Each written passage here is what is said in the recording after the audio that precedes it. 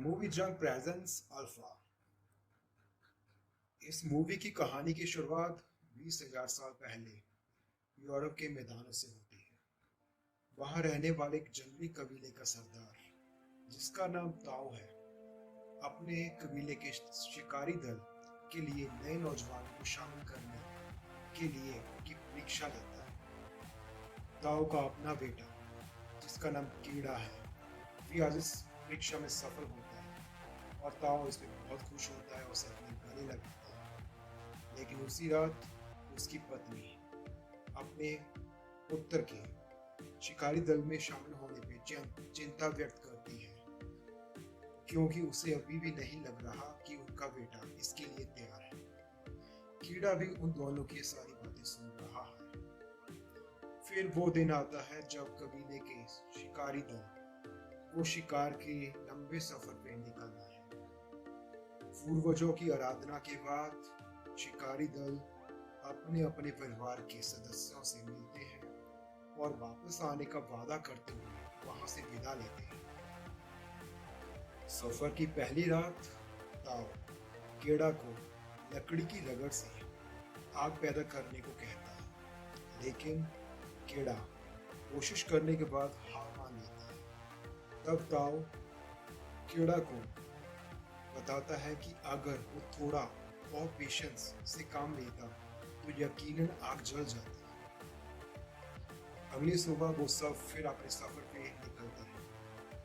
इसी दौरान उन्हें दूर कुछ लोग आते हुए दिखाई देते हैं। वो उन्हें दुश्मन समझकर सतर्क हो जाते हैं, लेकिन पास आने पे पता चलता है कि वो दोस्त कबीले के शिकारी दल हैं, जो कि उन्हीं की तरह शिकार के लिए शिकारगाहों की तरफ बढ़ रहे हैं।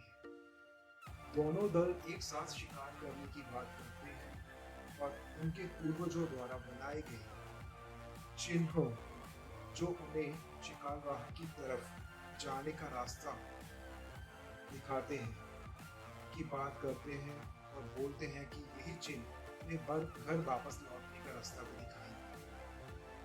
अपने शिकार तक पहुंचने के लिए सफर के दौरान एक जगह अपने लिए भोजन का बंदोबस्त करते हुए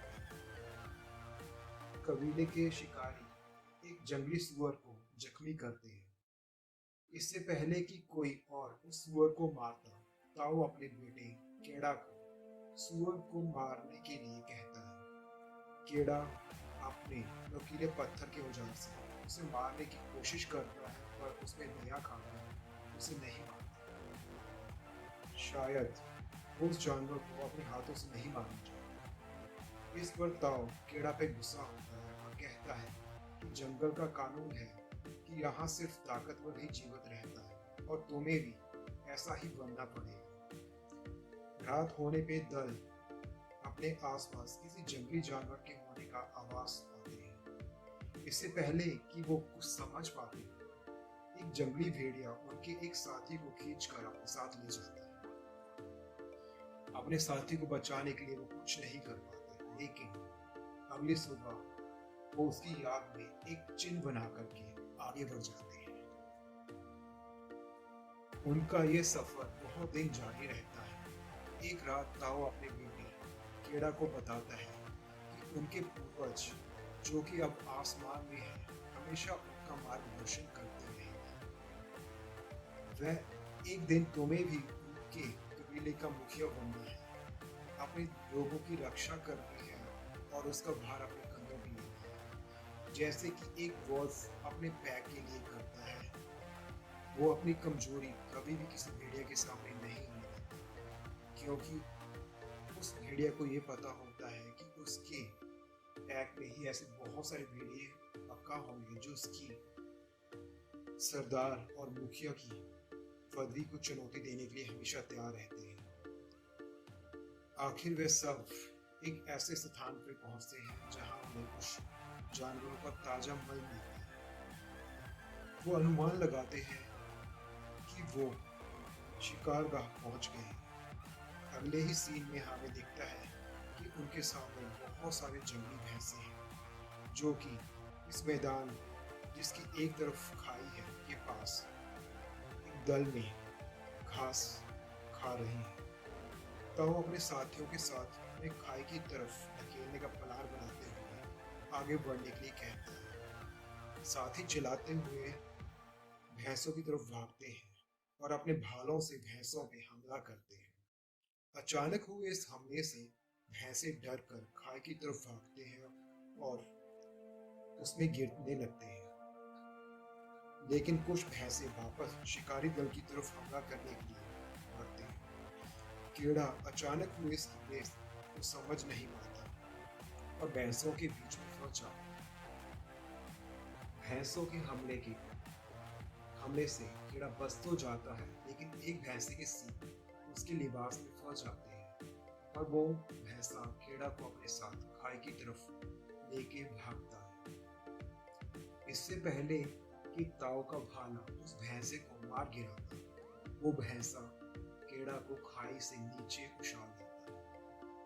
ताऊ की आंखों के सामने उसका बेटा मौत की गहराइयों की तरफ गिरता चला जाता है। कीड़ा चट्टान की एक उभरी हुई सतह पर जाकर गिरता है और हमें नीचे खाई में गिरे हुए कुछ भैंसे भी दिखाई देती हैं। ताऊ अपने बेटे को खो देने के सदमे से बेहाल होता है। दल में कुछ लोग नीचे वैली में पहुंचकर मरे हुए जानवरों को साथ ले जाने का प्रबंध करते हैं, जबकि ताऊ अभी भी उस चोटी पे बैठ अपने बेटे को आवाजें लगाता है। अगले दिन तक कीड़ा को ताऊ के शरीर में कोई हलचल होती दिखाई नहीं देती। तब कबीले के बाकी लोग अपने सरदार को समझाते हैं कि उन्हें अपने सरदार की अपने कबीले के लिए बहुत जरूरत है और उन्हें घर पहुंचाना उनके सरदार की रिस्पॉन्सिबिलिटी है। कीड़ा अब जा चुका है, उसके लिए वहां वो लोग कुछ नहीं कर सकते। उनकी बात को मानते हुए ताऊ अपने बेटे की याद में उसी पहाड़ पर एक निशानी बनाता है और वहां से चल देता है। इधर कीड़ा जो उस उभरी हुई चट्टान पर पड़ा हुआ है, वो मरा हुआ समझकर कुछ गिद्ध खाने की कोशिश करता है। उसी समय कीड़ा को होश आ जाता है। अब वो बड़ी मुश्किल से वहां से नीचे उतरने की कोशिश करता है, पर यह बहुत ही मुश्किल प्रतीत होता है। तभी वहां जोर से बारिश होने लगती है, जिसके कारण कीड़ा को लटके रहने में मुश्किल होने लगती है। नीचे वैली में पानी भरता चला जाता है। कीड़ा के हाथ भी चट्टान से छूटते हैं, वो ऊपर से फिसलता है और नीचे वैली में गिरता है। अगले सीन में हम देखते हैं कि कीड़ा को होश आता है तो वो वैली के बिल्कुल बीचों बीच में पड़ा है। नीचे गिरने के कारण उसके पाँव की हड्डी टूट जाती है। अब कीड़ा आसपास कुछ लकड़ियों को लेकर के अपने पाँव को उनके साथ बांधता है। वो जोर जोर से अपने पिता को आवाजें लगाता है, लेकिन उसे कोई भी आवाज वापस सुनाई नहीं देती। अब कीड़ा को भूख और प्यास को सताती है और वो उसके लिए खाने का इंतजाम करने की कोशिश करता है। जब दिन में कीड़ा चट्टानों के बीच में बैठा आराम कर रहा होता है, तभी कुछ भेड़िए जो वहां पास में ही होते हैं, उनकी नजर उस पर पड़ती है। भेड़िए कीड़ा को अपना शिकार समझ उस पर हमला करता है। भेड़ियों से बचने के लिए कीड़ा एक पेड़ की तरफ भागता है। उस पर चढ़ने की कोशिश करते हुए एक भेड़िया उसके पाँव को दबोच लेता है। कीड़ा अपने धारदार हथियार से उस पर हमला करते हुए उसे पेड़ से नीचे गिरा देता है और ऊपर पेड़ पे चढ़ जाता है। अब भेड़िए उसके नीचे आने का इंतजार करने लगता है। अगली सुबह कीड़ा देखता है कि सब भेड़िए वहां से जा चुके होते हैं। एक भेड़िया जो अभी भी वहां है, दर्द से तड़फ रहा है। कीड़ा नीचे उतरकर उसे मारने के लिए हथियार उठाता है। फिर वो भेड़िए की आंखों में देखता है। न जाने क्यों उसे उस भेड़िए पे दया आ जाता है। वो उसका मुंह बांधने के बाद उठा करके अपने साथ ले जाता है। एक गुफा में पहुंचने के बाद उसे नीचे रखता है तो थका हुआ होने के कारण सो जाता है। अगली सुबह उठने के बाद जड़ी बूटियों को काट के उनका एक लेप तैयार कर उस भेड़िए के जख्मों को लगाता है और साथ साथ में वो डर रहा होता है कि कहीं भेड़िया उस पर हमला न कर दे। अब धीरे धीरे वो दोनों एक दूसरे की प्रेजेंस एक्सेप्ट करना शुरू कर देते हैं।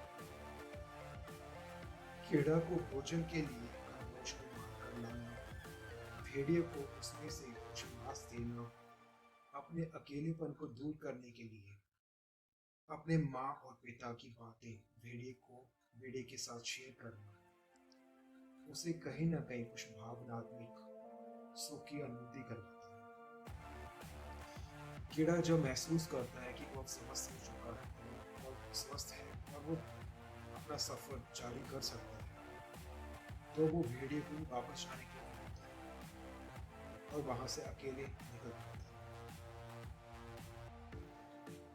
थोड़ा दूर चलने के बाद वो देखता है कि भेड़िया उसके पीछे पीछे चलता है। शायद वो भेड़िया भी कीड़ा से दूर नहीं जाना चाहता। अंत दोनों साथ में आगे बढ़ना शुरू करते हैं और यहीं से उन दोनों की सर्वाइव के लिए एक साथ शिकार करना, कभी उसमें सफल होना, कभी असफल होना, ये सब काम होते हैं। कीड़ा का एक और जंगली भेड़िए का लगाव दिन प्रतिदिन बढ़ता जाता है और एक दूसरे पे विश्वास करना शुरू करते हैं। इसी दौरान कीड़ा भेड़िया का नाम अल्फा रखता है। उसे पता चलता है कि वो एक मादा भेड़िया है। एक रात जब वो दोनों एक जगह आराम कर रहे होते हैं, तब उन्हें कुछ जंगली भेड़िए अपने आसपास दिखाई देते हैं। वो जंगली भेड़िए उन पे हमला करने के लिए उनकी तरफ बढ़ते हैं, लेकिन पास आने पे पता चलता है वो सब अल्फा के झुंड के ही भेड़िए हैं। तब कीड़ा अल्फा को उन भेड़ियों के साथ अपने परिवार के साथ वापस जाने के लिए बोलता है और यहाँ ना चाहते हुए भी अल्फा उन भेड़ियों के साथ कीड़ा को छोड़ के चली जाती है। अब कीड़ा को आगे का सफर अकेले तय करना होता है और इस पे निकल पड़ता है। उसे कई बार अपने माता पिता अपने सपनों में देखते हैं, जो कि उसको वापस आने की उम्मीद में अपने विश्वास, अपनी फीलिंग्स के बारे में जाहिर करते हैं। कई दिनों के सफर के बाद भूख से बेहाल कीड़ा को दूर कुछ जानवर अपने शिकार को खाते हुए नजर आता है। दरअसल वो कुछ भेड़िए अपने शिकार को मारकर खा रहे हैं। कुछ मिलने की आस में कीड़ा की तरफ तेजी से भागता है, लेकिन बर्फ की परत टूटने की वजह से वो नीचे पानी में चला जाता है। अब ऊपर आग बर्फी परत को तोड़ के ऊपर आने की बहुत कोशिश करता है और उसी समय अल्फा वहां आ जाती है और वो परत को तोड़ने की कोशिश करती है।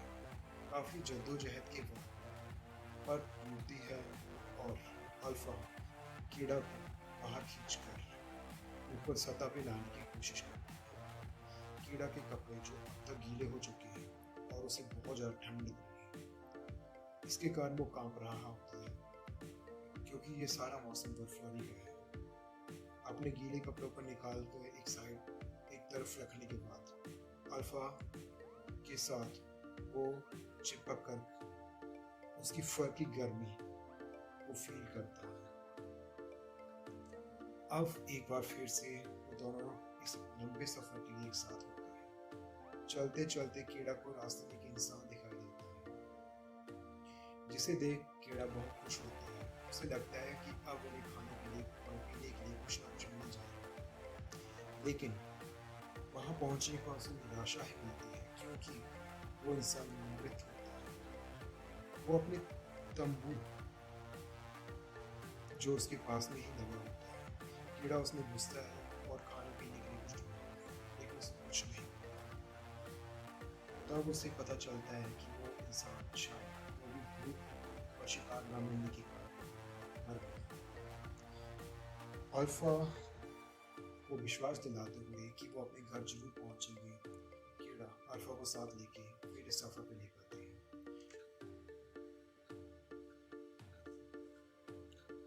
जाने से पहले वो इस इंसान का तीर कमान अपने साथ लेके जाता है। आगे बढ़ने के बाद कुछ दूर पहुंचने के बाद कुछ लकड़बग्घों की आवाज सुनाई देती है। जो कि बहुत ही तेजी के साथ उनकी तरफ बढ़ते हैं। अपनी जान बचाने के लिए कीड़ा और अल्फा दोनों भागते भागते हुए गुफा में छुप जाते हैं। अब वो इंतजार करते हैं कि कब लकड़ उन्हें वहां से भेज ले जाए। लकड़ बगी तो वहां से चले जाते हैं, लेकिन एक और खतरा उसी गुफा में उनके लिए तैयार है। उन्हें ये अनुभव होता है कि उस गुफा में एक और जानवर, जी हाँ, उस गुफा में एक शेर जो कि सावक होता है, वो सामने आता है। वो कीड़ा पे हमला करता है, लेकिन ऐन वक्त पे बीच में अल्फा कूद पड़ती है, जिसके कारण कीड़ा की जान बच जाती है। और इस पूरे घटनाक्रम में और इस लड़ाई में कीड़ा अपने तीर कमान से उस सावक को मार देता है। लेकिन इस लड़ाई के दौरान अल्फा भी बहुत बुरी तरह से जख्मी हो जाती है। हम दोनों इंतजार करते हैं कि बर्फ का तूफान जो बाहर है वो कम हो। उसे कम होने के बाद वो एक बार फिर से अपने सफर पे निकल पड़ते हैं। रास्ते में कीड़ा अपने पूर्वजों द्वारा बनाए गए चिन्ह देखकर राहत की सांस लेता हुआ बोलता है कि अब वो सही रास्ते पर चल रही है। अल्फा को बोलता है कि अब जल्द ही वो दोनों अपने घर पहुंच जाएंगे। रास्ते में चलते चलते कीड़ा देखता है कि अल्फा में अब चलने की ताकत नहीं बची। तो अल्फा के पास आता है, उसे चलने के लिए बोलता है, लेकिन अल्फा वहां गिर जाता है। कीड़ा को कुछ समझ नहीं आता, किंतु वो उसे उठाता है और उठा के चल देता है। इधर उसके माता पिता, जो कि उसके विचारों में आते हैं, उसमें अपना विश्वास जताते हैं कि उनका बेटा बहुत ताकतवर है और एक दिन वापस जरूर आएगा। एक वक्त ऐसा आता है जब कीड़ा को दूर अपना कबीला दिखाई देता है। उस कबीले को देख उसकी आंखों में एक नई रोशनी आ जाती है।